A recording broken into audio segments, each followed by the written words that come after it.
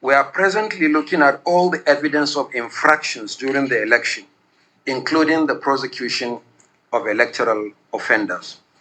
We are looking at the activities of all actors involved in the election, including some of our high-ranking officials. I can confirm that the Nigeria Police concluded its investigation of the conduct of our resident electoral commissioner in Adamawa State and submitted the case file to us. Appropriate action will be taken in a matter of days, and Nigerians will be fully informed. INEC to start the process of prosecuting electoral offenders. Does that not amuse you? If Nigeria were to be a sane country, guess who will be the first person to be prosecuted? Professor Mahmoud Yakubu. But Nigeria being what it is, this man is still walking free after violating the laws of INEC, the laws of the country, after torpedoing democracy in Nigeria, after doing away with more than 300 billion given to him to conduct free and fair election without accountability. He is walking a free man. To confuse people, it is obvious. The summary of the whole thing, whether you say performance test, vulnerability test, whatever you want to say, was that there was a problem.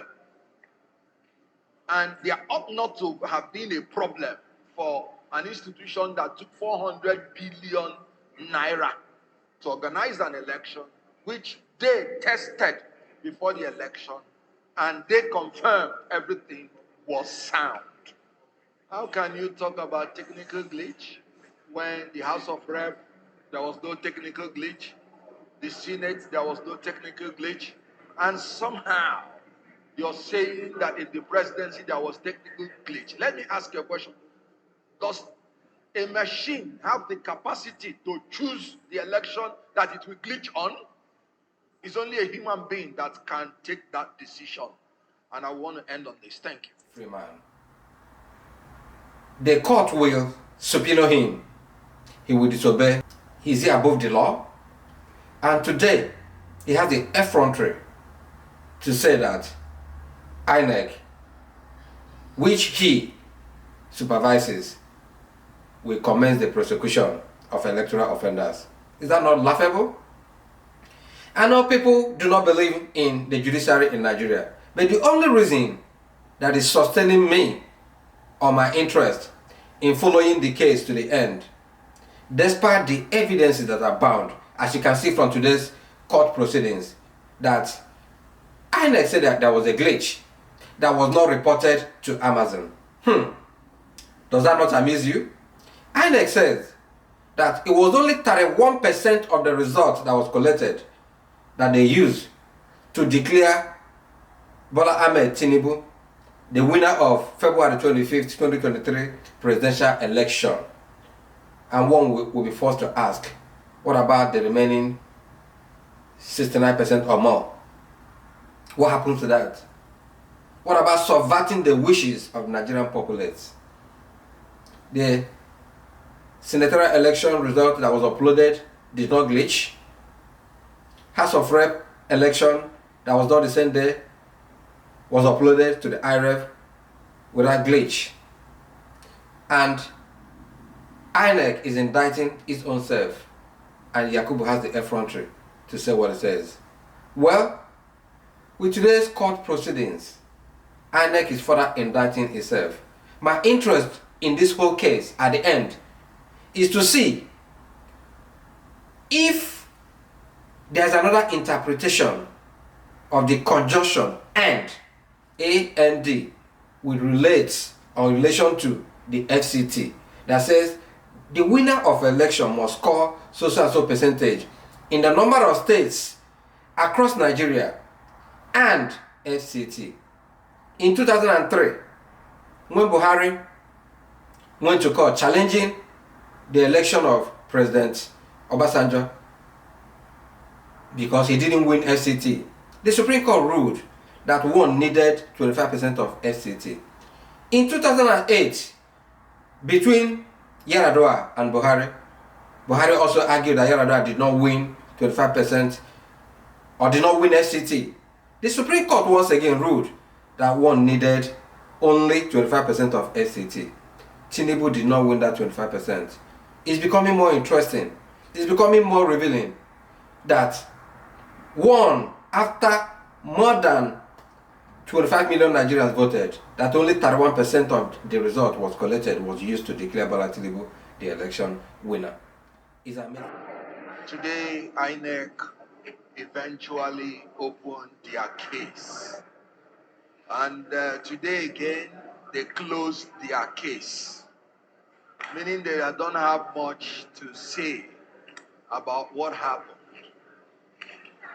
In 176,000 polling units, no result was uploaded in real time on election day. That is the whole summary of it today. And the INEC ICT Deputy Director admitted that he could not read some of the results uploaded on IREF because they were blurred, and he told the court so. And that was after he had admitted that the result on EC8A must be identical with the result uploaded on IREF, by his own words. So we saw in court the identicality of blood results from INEC. So that was what our team was saying. We now wonder how they were able to declare results with blood results that were unreadable. It's amazing. So I am so perplexed at what, or the collapse of INEC defense in the current election tribunal. People are watching, and you can now see why INEC, APC, and Bola Ahmed Tinubu, their representatives, objected to the live coverage of this tribunal ongoing. Well, how will it end? Your guess is as good as mine.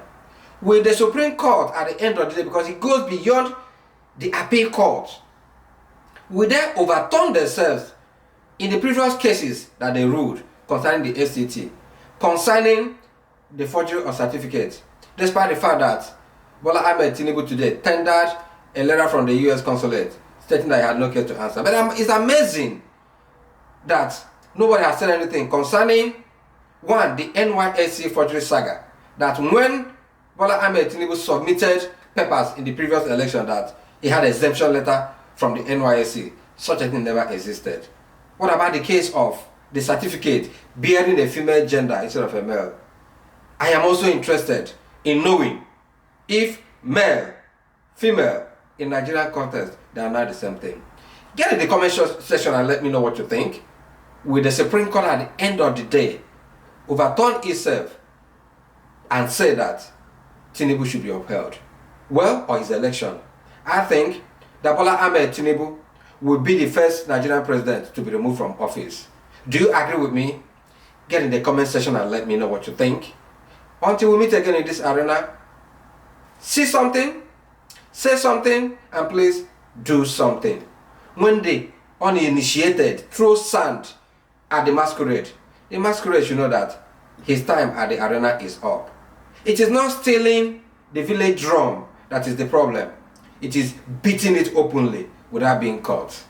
This is Critical from Open Whispers. Cheers.